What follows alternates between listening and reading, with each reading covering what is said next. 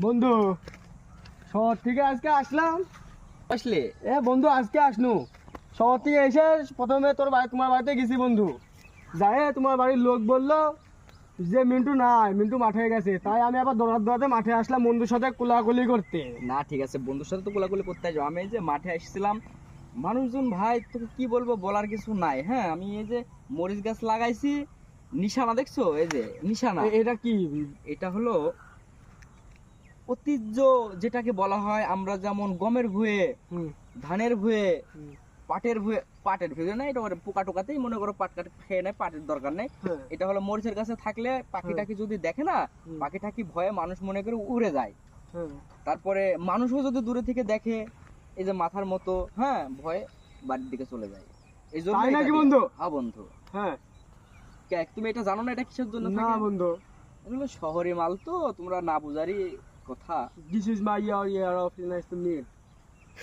বন্ধু You English is shut up, you nice to meet. শুরু রে Nice to English to shut up to mine. বন্ধু তুই দুয়ারে আসলে পানি খাবে? আরে না রে বন্ধু না। তে You nice to meet size to meaning. আমি আসলে- করছি যে কত বছর ধরে আবাদ করছো। ও মাই গড, আমি সেটাই বুঝতে পারিনি। হ্যাঁ। আমরা কিন্তু বাঙালি মানুষ তো, 17 বিঘি কালাই বুনি, 5 বিঘি ভাগে দি, কাটি দাও, আমি দেখছি। তা বন্ধু you English is nice, English is shut up, you Bangla is English.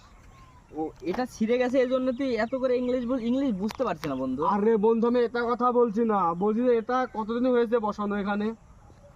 এটা বসানো হচ্ছে বেশি দিন নয়, যতদিন চারা লাগাইছি ততদিনে হচ্ছে, এটা বসায়নি। তাই you nice to English is shut up you.